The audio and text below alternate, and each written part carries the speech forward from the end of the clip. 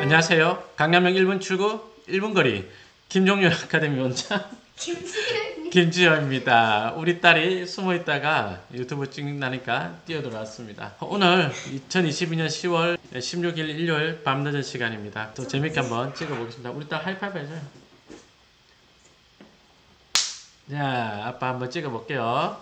자, 스타벅스 이야기 한번 해보도록 하겠죠. 얼마 전에 부동산 스터디 카페에 스타벅스 통건물 매도합니다. 이전 호가 대비 8억이 다운된 금매입니다. 라는 글이 올라왔습니다. 대지는 60평에 건물 1층, 지상 3층 건물, 그리고 전층을 스타벅스로 쓰고 있습니다.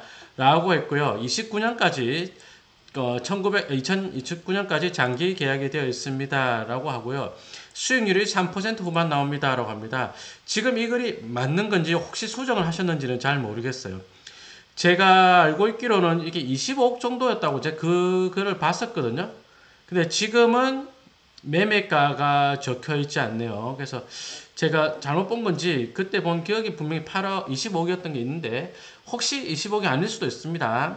25억이 맞다라는 가정을 하고 이 글에 대해서 한번 이야기를 해보도록 하겠습니다. 저는 사실 이 물건이 어떤 건지도 전혀 모르고요. 그 다음에 이 글을 올려주신 분하고 전혀 아무 상관이 없습니다. 그래서 추천하는 것도 아니고 비추하는 것도 아닙니다. 남이 쓴 걸 제가 비방한다. 전혀 그런 것도 아닙니다. 우선 상가 투자하신 분들에게 조금 잔소리 조금 하고 시작하겠습니다. 저는 이제 직업적으로 부동산 투자 강의를 하는 사람이지 않습니까?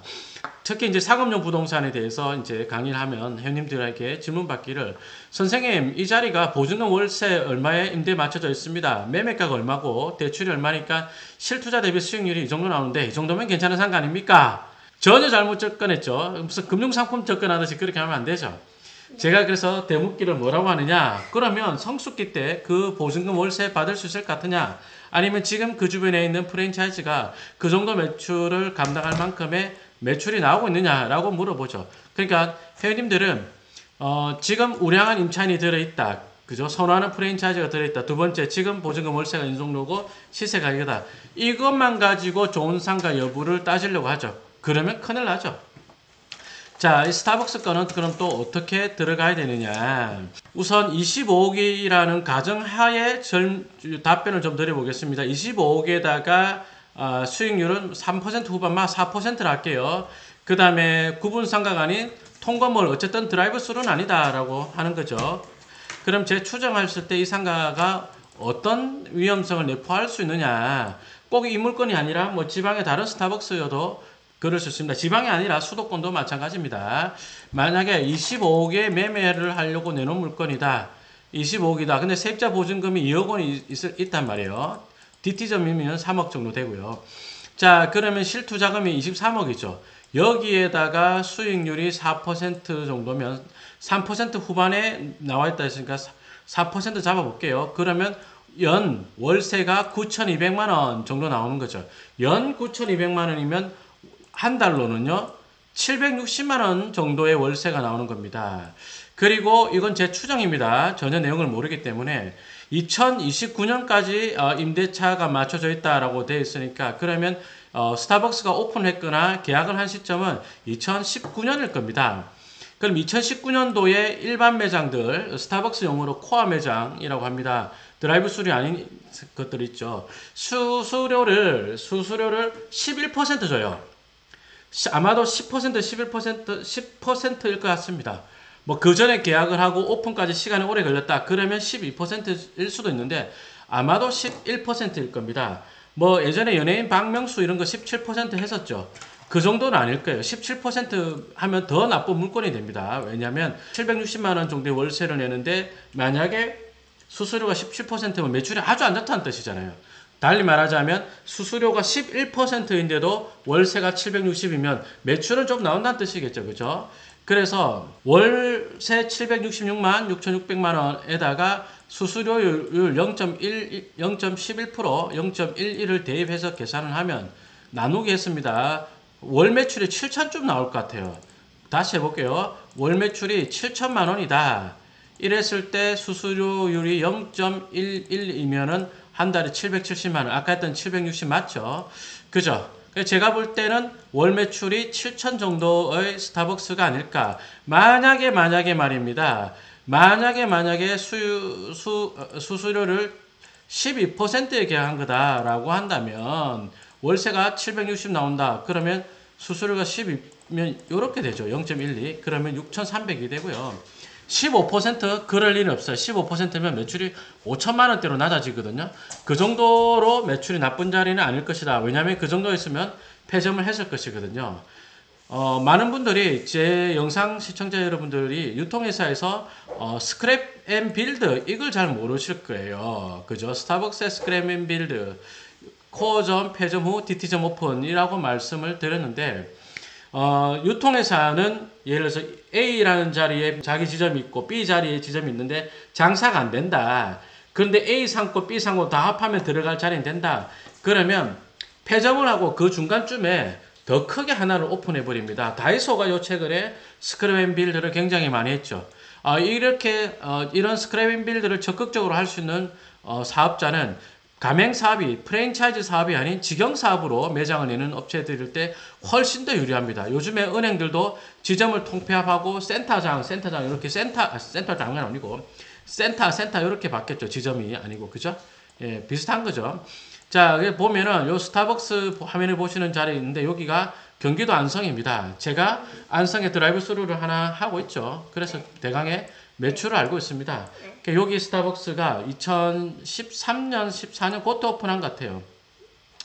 그때 오픈했다가 2021년도에는 자리를 KFC에 내주고 갔느냐. 폐점을 2019년에까지 있었다가 2020년에는 있었다가 2021년 요때 폐점했네요. 예.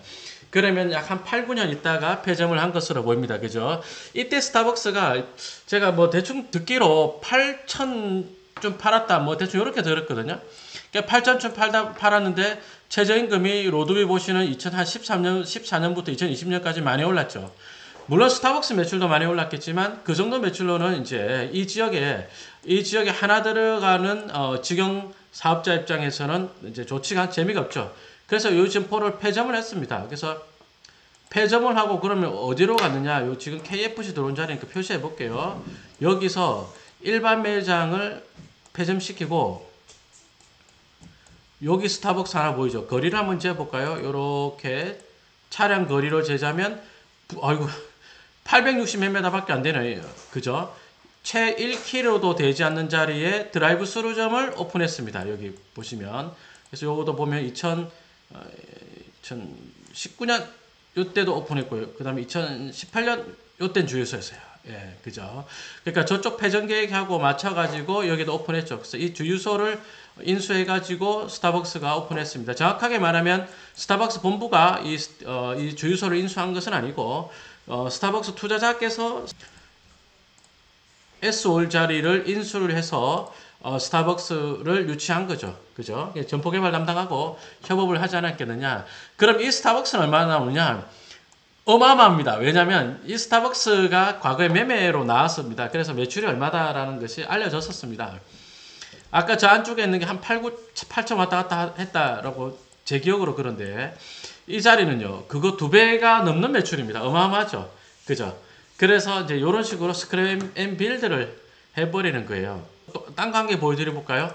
그러니까 요 최근에 최저임금이 너무 오르면서 그 시급 업종들이 인건비 올라가는 거, 뭐 또 다른 비용 증가도 있겠죠. 등등등으로 인해 가지고 수지를 맞추지 못해 가지고 대체점 찾거나 통폐합을 하거나 이런 것들이 굉장히 많이 일어나요. 화면 보시면 요 우리 동네인데 요 스타벅스 하나 있죠, 그죠? 여기 보면 요 동네에 요 이렇게 대로변이 아니고 한쪽 뒤쪽에 이렇게 있는데 아마도 이게 머지않아 폐점을 할 것 같습니다. 매출은 모르는데요. 왜 폐점할 것 같냐? 요 인근에 보니까 요 스타벅스 커밍 순 이래가지고 1, 2층 합해서 크게 하나 들어가는 걸로 들어오죠. 그죠? 매출이 수지구청에 있는 스타벅스 매출이 나쁘진 않을 거거든요. 학원가 있고 늘 꽉 차 있는데 지금 보면 1, 2층으로 2계층으로 들어가죠. 요렇게 들어갑니다. 어쨌든 그렇게 된다면 이 자리가 남아있을지 폐점할지 그것까지 제가 전혀 모르겠어요. 어찌 보면은 상권이 좀 떨어져 있거든요.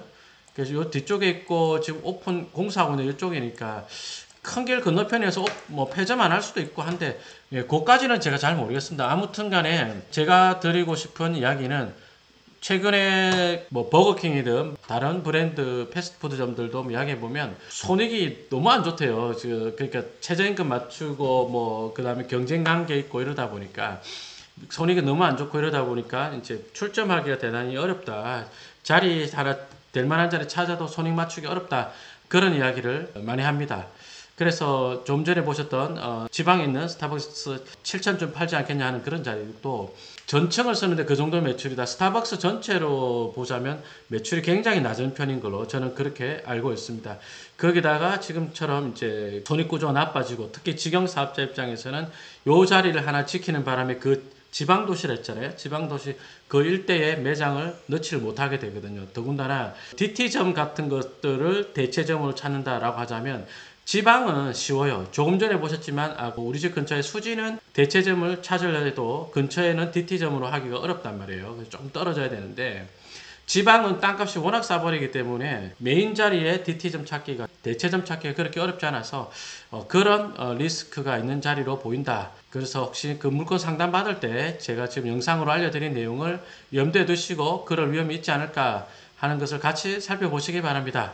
저는 저 물건에 대해서 뭐 고춧가루 뿌리려고 똥 뿌리려고 하는 말 아니니까 오해 없으시면 좋겠고요. 저 물건 소유자분이나 중개하시려는 분께 혹시 누가 되는 이야기였다 하더라도요. 제가 악의적인 것보다는 정보 제공에 더 목적이 있는 거니까 제가 뭐 부동산 강사인데 어쩌겠어요. 그죠?